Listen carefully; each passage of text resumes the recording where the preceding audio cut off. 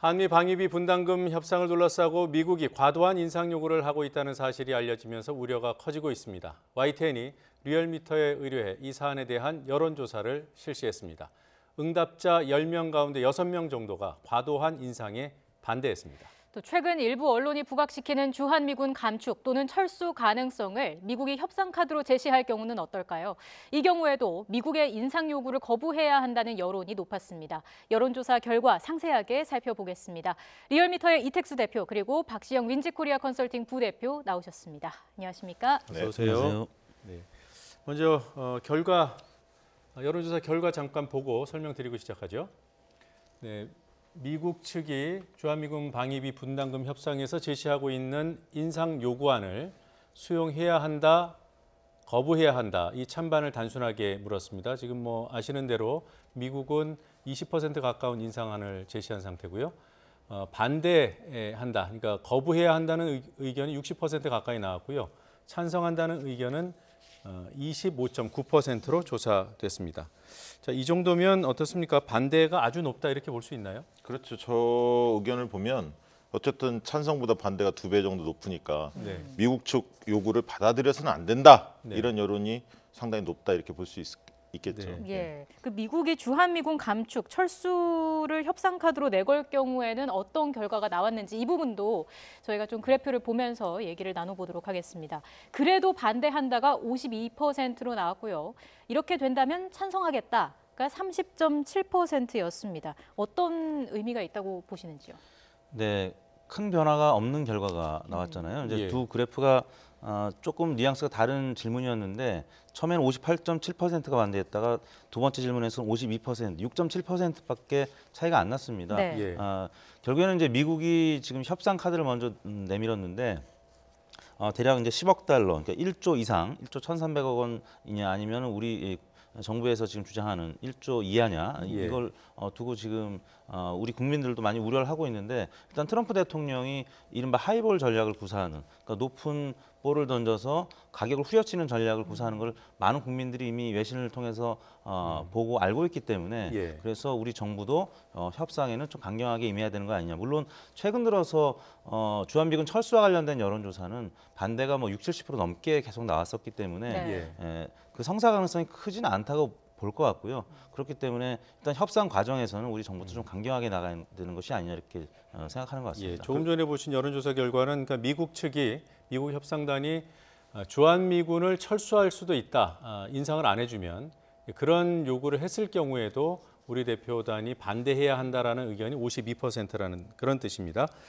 그렇습니다. 이 여론은 과거의 여론과는 좀 달라진 느낌이에요. 왜냐하면 우리 국민들이 과거에는 주한미군 문제에 대해서 굉장히 민감해했거든요. 근데 왜 달라졌을까를 봤을 때 한미동맹에 대한 인식이 조금 바뀐 것 같아요. 첫째는. 왜냐하면 중국이 굉장히 부상하면서 우리가 균형자 외교를 해야 한다. 이 인식이 좀 커졌고요. 그래서 일방적이고 예속적인 한미 관계가 아니라 대등하고 협력적이고 상식적인 관계로 전환해야 한다. 이 측면이 하나 있고, 두 번째 측면은 남북 관계가 좀 개선되면서 주한미군 철수에 대한 우려가 많이 감소했다는 거죠. 왜냐하면 비핵화에 대한 논란을 계속 이어가면서 문재인 대통령도 그런 얘기 했지 않습니까? 비핵화가 되더라도 주한미군 철수는 필요하다. 이거는 한미 동맹 간의 문제다. 필요하다. 주한미군은 필요하다. 한미 동맹 간의 문제다. 남북 간의 문제가 아니라 이걸 명확히 했고요. 김정은 위원장도 이 문제에 대해서 수긍한 것으로 이렇게 좀 전해지지 않았습니까? 그러다 보니까 안보에 대한 안도감이 좀 형성이 됐고, 아까 이 대표님 말씀하신 대로 트럼프의 일방주의, 이거에 대한 거부감, 이런 측면이 맞물려서 어쨌든 미국 측의 무리한 요구를 수용해서는 안 된다. 이게 우리 국민 여론인 것 같습니다. 지금 지역 연령 대부분 다 반대가 우세했죠. 그렇습니다. 그냥 단순히 물었을 때와 그다음에 주한미군 철수 카드가 제시됐을 때 이렇게 비교해봤을 때요, 그 여론 차이가 크게 나타났던 지역은 어디였습니까? 네, 대체로 비슷했는데 크게 나타났던 지역은 영남권이었습니다. 부산, 울산, 경남, 또 대구, 경북이었는데요. 대구, 경북이 첫 번째 질문에서는 반대가 58.9%로 나타났는데 두 번째 문항에서는 37.6 대 37.2. 그러니까 그러면 찬성하겠다. 그러니까 주한미군 철수 조건이 붙는다라고 하면 대구 경북 유권자들은 찬성 쪽으로 돌아선다는 거죠. 찬반이 팽팽하게 나타나. 네네. 네. 결국에 따져보면은 찬성 의견이 16%포인트가량 증가한 것을 볼 수가 있고요. 네. 그다음에 부산, 울산, 경남도 4%포인트가량 찬성 의견이 증가했습니다. 그래서 예. 지역적으로 볼 때는 이 영남권 네. 확실히 보수적인 성향을 갖고 있는 영남권에서 주한미군 철수라는 가정이 붙으면 네. 좀 민심이 조금 변하는 모습을 볼 수가 있었습니다. 그 이유를 뭐라고 볼 수 있을까요? 그러니까 지역적으로 보면 아무래도 영남권이 특히 이제 TK 같은 경우 이제 보수층들이 많이 계시기 때문에 네. 주한미군 철수 문제에 대해서 굉장히 민감하게 여전히 반응한다는 민감한 거죠. 네, 네. 그런 부분들을 볼 수가 있고요. 그다음에 이제 연령별로 보면 20대가 좀 흔들리는 느낌이 듭니다. 네. 그러니까 이제 그 주한미군 조건을 걸지 않았을 때는 예. 상당히 이제 반대 여론이 48%로 20대 같은 경우 이제 우세했는데 네. 이제 그 조건을 주한미군 결부 시에 철수 결부를 해버리면 약 찬반이 거의 엇비슷한 38.7대 그러네요. 40.9%로 20대가 흔히 신안보층이다 20대를 그렇게 이야기도 합니다만 예. 이 조사 결과에서 동일하게 좀 파악이 됐고요. 그리고 전반적으로 보면 이제 보수층에서는 상대적으로 중도나 진보층에 비하면 주한미군 이 문제에 대한 철수에 대해서 민감하다는 것이 다시 한번 좀 확인했습니다. 아 근데 보수층은 그러니까 예상과 좀 달리 나온 것 같아요. 그러니까 반대에도 단순 질문에도 미국 측의 인상 요구안을 수용하면 안 된다가 절반 가까이 나타났고 주한미군 이슈를 대입을 하더라도 반대가 아니 이제 바뀝니다. 그렇군요. 네. 네. 반대로 바뀌었군요. 네. 네. 그게 이제 보수 정당이라고 할 수 있는 한국당 지지층과 바른미래당 지지층이 좀 온도 차가 있었습니다. 예. 바른미래당 지지층의 경우에는 첫 번째 질문에서 찬성이 18.20%에 그쳤고 반대가 59.6%로 한국당 지지층에 비하면 반대 의견이 굉장히 높았는데 예. 이 주한미군 철수 가정을 했을 때는 또 바른미래당 지지층이 무려 30%가량이나 찬성 의견이 높아지는 오차 범위내긴 합니다만 찬성 의견이 48.9%로 높아졌습니다. 그래서 네. 그 한국당 지지층과 바른미래당 지지층은 첫 번째 질문에서는 비슷한 느낌이었는데 두 번째 네. 질문에서는 조금 다른 모습으로 찬성 의견이 바른미래당이 많이 높아졌습니다. 예, 그러니까 바른미래당은 그 보수층 답변하고 거의 비슷하게 나타났네요. 네, 그렇습니다. 예, 한국당 지지층 결과를 조금 더 구체적으로 보겠습니다. 지금 말씀대로 바른미래당은 조건을 붙였을 때 입장이 확 바뀌는 걸 볼 수 있었는데요. 네. 지금 자유한국당 같은 경우에는 인상 요구안을 수용해야 하냐라는 조건 없이 물었을 때도 찬성이 높았군요. 네, 네. 근소하게 높은 편이었습니다. 자유한국당만 그런 것 같아요. 그렇죠. 네, 그렇습니다. 자유한국당은 조건에 관계없이 찬성 의견이 높은 편이었는데 네. 예. 바른미래당 지지층은 조건이 바뀌었을 때는 이제 찬성 의견이 많이 높아졌고 네. 한국당 지지층은 이제 본래 높았었고 뭐 네. 이런 차이가 그런 있었던 차이가 것 같습니다. 있군요. 네. 그러니까 이제 민주당이나 민주평화당이나 정의당, 무당파 이런 네. 데에서는 반대 의견이 높았고요. 조건을 달아도 네. 주한미군 철수에 대한 조건을 결부시켜도 여전히 반대가 높았습니다. 그랬군요. 네. 예. 전체적으로 봤을 때 반대가 높은 모습을 보였는데 이 정도 여론이면 우리 협상단이 협상을 할 때 좀 제시를 할 수 있을까요? 그러면 이게 국민 여론이라는 게 협상의 지렛대로 작용할 수 있는 겁니다. 예. 그리고 아울러 이게 국회에서 비준을 받아야 할 사안이기 때문에 사실은 여야가 한 목소리로 모아주는 게 좋습니다. 정부의 국익을 위해서 협상단에 힘을 좀 모아주는 게 중요한데 네. 최근 이제 여야 입장이 나온 걸 보면 한국당 입장에서는 지금 상황이 이렇게 교착 국면이 있는 것이 정부의 무능 탓이다 이렇게 좀 지적을 했는데요. 네. 지금 국민 여론을 본다면 지금은 오히려 미국 측의 부당한 요구, 터무니없는 주장이다. 국민들이 이렇게 보고 있기 때문에 네. 정부에 좀 더 힘을 실어주는 게 국익에 도움이 되지 않을까. 협상단의 지렛대 역할을 국민 여론과 각 정당이 힘을 모아주는 게 더 필요하지 않나 그렇게 싶습니다. 예. 이 대표께서는 협상 결과가 만약에 1조를 넘겼을 경우 1조가 네. 참 뭐 상징적인 의미도 있는 것 같아서요. 그렇습니다. 네. 그럴 경우에 국회가 동의할 수 있을까요? 비준해 줄 수 있을까요? 그 부분에 대해서 이제 언급한 의원이 있었는데 바로 더불어민주당의 이수혁 의원이었는데요. 예. 심리적 장벽이라는 표현을 썼습니다. 1조 원은 심리적 장벽에 해당되는 금액이고 그것을 넘어가면은 국회 비준 동의를 받기는 어려울 것이다. 예. 국민 여론도 50% 이상 지금 반대 의견이 나왔기 때문에 예. 1조 이상의 금액으로는 동력을 얻기가 어렵다 이렇게 예. 봐야 될 것 같습니다. 네, 우리 협상단이 여론조사 결과 잘 활용했으면 좋겠습니다. 네, 그렇습니다. 네. 자, 이어서 대통령의 국정 지지도도 짚어보도록 하겠습니다. 저희가 준비한 그래픽 함께 보면서 이야기를 나눠보죠. 자, 문재인 대통령의 국정 수행 평가. 자, 긍정 평가가 47.7%로 나타났고요. 부정이 45.7%였습니다.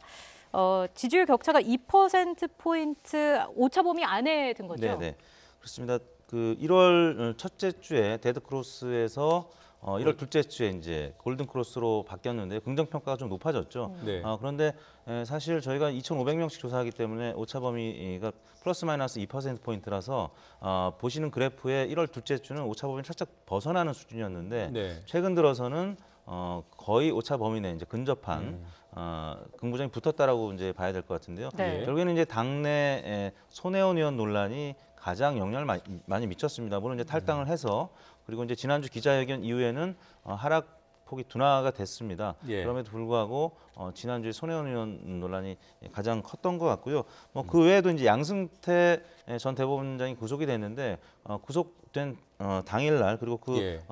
이후의 지지를 보면은 조금 뭐 0. 몇 퍼센트 포인트긴 합니다만 네. 좀 약세를 보였던 측면이 있거든요. 그리고 이제 지방 SOC 사업의 예비 타당성 조사 면제와 관련된 예. 이야기들이 있었고요. 또 조혜주 중앙선관위위원 임명 관련해서 국회 예. 이제 파행 소식 예. 등등이 지난주에 문재인 대통령의 긍정보다는 부정적으로 영향을 좀 더 많이 미친 것 같습니다. 예, 지금 말씀하신 그 문재인 대통령의 국정 수행 평가 부정적으로 영향을 미친 뉴스들 다시 한번 정리를 해보죠. 조혜주 선관위원 임명도 부정적으로 작용했다고 말씀하셨고, 그다음에 또 뭐 손혜원 의원 관련해서도 네. 그렇고요. 이런 부분들 저는 그렇게 봅니다. 그러니까 상대적으로 진보 정권이 보수 정권에 비해서 우위를 점하는 요소 중에 하나가 이제 도덕성 문제였거든요. 예. 그래서 이제 현 정권이 그래도 지난 정권보다는 도덕성 측면에서 우위에 있다 예. 이런 어떤 평가가 많았는데 최근에 여러 이제 도덕성 논란들, 기강회의 이런 것들이 이제 맞물리면서 그런 어떤 상대 우위가 약화되는 추세가 아닌가. 그 지점에 이제 손혜원 의원의 건도 있고요. 네. 그 전에 이제 발생했던 여러 기강회의 그리고 이번에 조혜주 선관위 상임위원 임명 과정에 있어서도 국민들이 좀 그런 인식을 가진 게 아닌가 그렇게 싶습니다. 예. 그래서 이 문제는 좀 악재로 작용했다. 저는 좀 그렇게 보고요.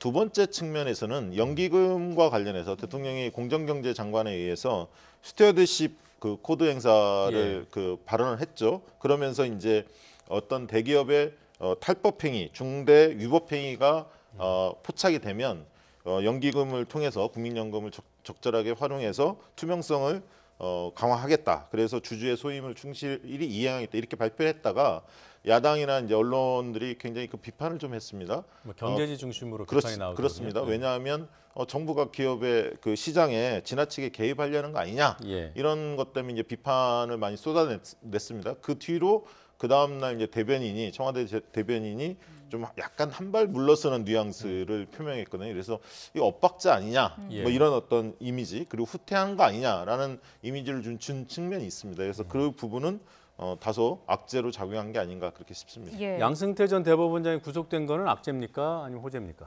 그 이제 지지층 결집에 있어서는 호재라고 할 수 있는데 네. 또 이제 최근 들어서는 한국당 지지율이 이제 많이 회복이 됐고 보수층도 결집을 하고 있는 상황이기 때문에 예. 보수층에서는 오히려 이제 반감을 갖고 있는 부분이 바로 양승태 전 대법원장의 구속 사안이거든요. 예. 어느 정도 역풍이 불 거라고는 생각을 했습니다만 그다지 뭐 큰 것 같지는 않습니다. 왜냐하면 예. 이번 주에는 지지율이 뭐 거의 횡보 이제 한 수준이기 때문에 네. 그리고 이제 양승태 전 대법원장 구속 이후의 지지를 보면은 목금 예. 지지율이 뭐 그 전과 큰 차이는 없었습니다. 근데 미세하게나마 좀 빠졌다는 측면에서 그리고 음. 그 빠진 계층이 주로 이제 이 영남권이라든지 뭐 50대 네. 뭐 이런 계층이었기 때문에 좀 그런 부분이 영향을 미치지 않았겠느냐 추론을 하고 예. 있습니다. 그러니까 이제 긍정적으로 지난주에 대통령 지지도에 긍정적인 영향을 미칠 요소 중에 하나가 설 민심 안정 대책을 발표했거든요. 이게 예. 35조를 투입한다. 그래서 역대 설에 비해서 한 6조 정도를 더 투입하겠다. 이런 예. 얘기까지 나왔었는데 실제 이제 아직 밑바닥에서의 체감도는 아직 형성이 안 됐죠. 이번 주에 아마 조금 형성이 될 겁니다. 뭐 예. 온누리 상품권들이 전통시장에 좀 풀리면서 전통시장들이 활성화된다든가 예. 영업이 좀 나아진다든가 이런 체감이 있어야 하는데 지난주까지는 아직 그게 시장에 확산되지는 않았기 때문에 한계가 네. 좀 있었다 이렇게 보고요. 네. 경제 행보를 그래도 계속 누적했던 게 대통령 지지도 하락을 좀 막아낸 요인으로 보고요. 네. 손혜원 의원이 어쨌든 목포 현지의 인터뷰를 통해서 이 불식하려고 했던 논란을 예. 이런 측면은 다소 긍정적으로 작동하지 않았나 싶습니다. 이 대목에서 하나 좀 여쭤보겠어요. 대통령이 지난 연말부터 한 달 동안 계속 예. 좀 경제 활력 행보를 하는데 예. 앵커께서 보시기에는 이게 진보, 중도, 보수층으로 나눌 때 예. 우리 국민 중에 어떤 층이 이 대통령의 경제 활력 행보를 약간 친기업 행보 같이 보여지지 않습니까? 기업에 투자를 촉진하라, 예. 뭐 이런 규제를 완화한다, 뭐 이런 얘기들을 많이 하고 있는데 네. 어떤 영향이 미칠 것 같습니다. 어떤 층이 좋아하고 어떤 층이 못마땅할까요? 일단 뭐 진보층에서는 네. 말씀대로 후퇴하는 거 아닌가, 개혁 그런 기조가 후퇴하는 거 아닌가라는 우려가 있을 것 같고요. 네. 뭐 보수층에서는 그 정도 가지고는 별로 성에 안 찰 것 같고 중도층에서 환영하지 않을까요? 그렇게 볼 수도 있는데 네. 실제 제가 국민 여론을 좀 취해 본 결과 네. 진보층이 가장 환호를 했었습니다. 왜냐하면 아, 경기가 침체되는 국면 속에서 네. 아무래도 이제 대통령에 대한 애정이 좀 있는 예. 층이기도 하고요. 경제가 침체된 국면에서 경제 활력은 필수적이다. 이렇게 좀 보시는 것 같아요. 혁신 성장에 대해서. 다만 이제 보수층은 좀 냉담했는데 좀 쇼하는 거 아니냐 이런 예. 인식이 좀 있고 일회성으로 좀 보는 게 있고요. 그리고 대통령에 대한 기본적인 태도가 우호적이지 않다 보니까 예. 대통령 경제 행보를 통해 대통령 지지도 올라가는 것을 좀 못마땅하는 이런 어떤 마음의 기저도 좀 있는 게 아닌가 그런 생각이 들었습니다. 예. 예. 자, 대통령의 국정 지지도를 낮춘 뉴스와 높인 뉴스들 하나씩 짚어봤는데 그럼 이번 주에는 어떤 사안이 영향을 미치게 될까요? 이번 주에는 이제 큰 사안들이 많이 있죠. 첫 번째는 예비 타당성 네. 면제. 내일 발표돼요. 내일 발표됩니다. SOC에 대해서 거의 뭐 40조에서 60조까지도 네. 지금 그 각 시도가 하나씩 한두 개씩 냈는데요. 그걸 내일 11시에 발표한다는데 이 예타 면제가 지방은 좀 환호하는 경향이 있지만 또 한편으로는 예산 낭비 아니냐. 그리고 예. 과거에 그 토목건설에 대해서 비판적이었던 정부가 태도를 바꾼 거냐. 네. 그러니까 경제를 좀 활력시켜야 한다는 건 동의하고 균형 발전의 대의에도 동의하지만 이게 꼭 필요한 일인지 예. 이런 등등에 대한 논란이 좀 있을 것 같고요. 그다음에 이제 민주노총이 오늘 경사노위를 참여할 거니 네. 할 것인지 여부가 결정이 됩니다. 그래서 사회적 대타의 물꼬가 과연 트일 건지 이것도 좀 관심이고 마지막으로는 설을 준비하는 기간이기 때문에 설의 예. 물가와 아까 말씀 올렸듯이 설 민생 안전 대책이 실제 효과를 발휘할지 이런 예. 부분들이 이번 주에 가장 큰 영향 요인이 아닐까 그렇게 싶습니다. 박 부대표님 말씀 네. 이외에 뭐 또 다른 주목할 만한 뉴스가 지금 있을까요? 이제 지난 주말부터 5시간 30분 단식 이 이야기가 결국엔 조혜주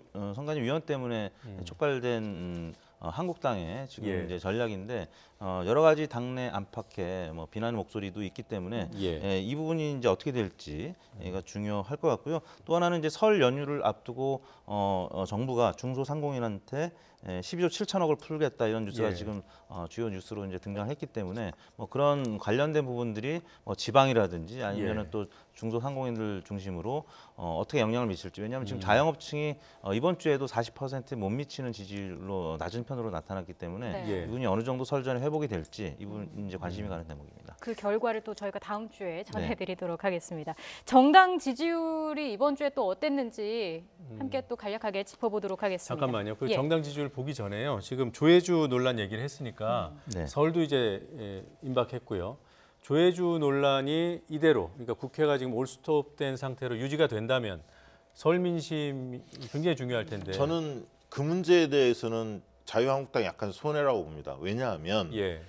야 3당이 일제히 반발을 하고 있거든요. 민주당만 반발하는 게 아니라 야 예. 3당이 왜냐하면 선거구제 개편 논의가 2월 중순까지 매듭을 지어야 하는데 예. 국회가 공전하는 거에 대해서 비판적이거든요. 그리고 한국당이 지금 릴레이 단식 농성 최근에 예. 이제 단식이란 말을 뺐습니다만 어쨌든 릴레이 농성하는 것이 국민들한테 진정성 있게 비춰지는 문제일까에 대해서 조금 초기에 회의적이고요. 단식자를 붙여서. 예, 그렇습니다. 그러다 보니까 이 의미가 좀 반감이 됐고요. 네. 아까 있던 다른 제4당이 일제히 공격을 하고 있기 때문에 예. 오히려 그 문제에 대해서는 한국당이 좀 오히려 손해 보는 게 아닐까 그렇게 생각이 이 듭니다. 대표님은 어떻게 근데 이제 보십니까? 국회 그 파행이 만약에 장기화된다라고 하면은 보통은 여당의 이제 부담으로 작용을 해왔습니다. 네. 그래서 이 부분이 만약에 설 이후로 넘어가게 된다고 하면 민주당 지지율이 지금 최근 2주째 약세를 보이고 있는데 3주, 4주로 이어질 가능성도 배제할 수 없거든요. 그래서 이거는 이제 정치력이 필요한 부분이 아닐까 싶습니다. 그러니까 민주당에도 유리한. 네, 뭐 장기적으로 봤을 때는 불리하게 작용할 수 있거든요. 네. 근데 지금 뭐 한국당의 계획대로 보면 2월 1일까지 설 직전까지 이제 의원들이 네. 농성에 참여하는 명단들이 지금 돼 있지 않습니까? 그러니까 예. 설 연휴 기간까지 지속될 가능성이 그렇게 많지는 않아 보입니다. 예. 자, 간단하게 그 정당 지지율 살펴보고 가죠. 네. 네, 자유한국당이 26.7% 최근에 못 본 지지율입니다. 뭐 2년여 만에 최고라고요? 네, 국정농단 사태 이후에 이제 최고치를 기록했습니다. 물론 예. 25%를 넘은 적이 몇 번 있었는데 26.7%, 27%니까 20% 후반으로 올라섰다고 예. 얘기를 해도 되겠는데요. 그동안에 국정농단 사태 이후에 뭐 한 자릿수까지 떨어진 조사 결과들도 있었는데 네. 예. 여하튼 지난 대선 치르고 또 지방선거 치르면서 10% 중반 또 20% 초반까지 올랐다가 예. 나경원 원내대표 등장 이후에는 아무튼 가장 높은 수치를 기록했고요. 가장 큰 원인은 역시 황교안 전 총리의 입당 이후. 네. 왜냐하면 황교안 전 총리가 입당한 다음부터는 조금씩 23%, 4% 이제 올랐습니다. 예. 그 외에도 홍준표 전 대표의 전당대 출마 가능성, 그 외에 이제 김무성 전 대표도 마찬가지요. 그러다 보니까 컨벤션 효과가 미리 나타난 것이 아닌가 싶습니다. 예. 한 30초 정도 네. 남았는데요. 네. 이 추세가 이어지겠습니까? 전당대회까지? 저는 약간 오를 가능성도 있지만 지금 넘어야 할 산이 세 가지가 있는 것 같습니다. 첫 네. 번째는 오늘도 좀 이야기 나왔습니다만 장제원 의원이라든가 송원석 의원, 네. 그러니까 이해충돌과 관련해 논란이 커졌습니다. 그래서 자유한국당도 이 문제에 자유롭지 못하다. 예. 이해충돌과 관련해서 이 문제를 어떻게 돌파할 거냐. 그다음에 이제 전당대회가 본격화되면 아무래도 내부 갈등이 갈등. 격화됩니다. 지금까지는 전초전이었고 이제 본격화되거든요. 그래서 그 문제를 과연 어떻게 넘어갈 수 있느냐. 예. 특히 이제 황교안 전 총리 같은 게 자격 시비부터 지금 걸리지 네. 않았습니까? 이 플러스 전대가 아니라 마이너스 전대될 가능성이 있고요. 네. 그다음에 이제 호감도가 아직도 여전히 한국 자유한국당이 낮습니다. 네. 그래서 이제 확장력의 한계는 있다. 그래서 저는 조금 올라갈 가능성은 있지만 30%를 돌파하기에는 당분간은 좀 힘들지 않을까 그렇게 예상을 합니다. 예, 알겠습니다. 자, 오늘 얘기는 여기서 마무리해야 될 것 같습니다. 두 분 고맙습니다. 고맙습니다. 감사합니다.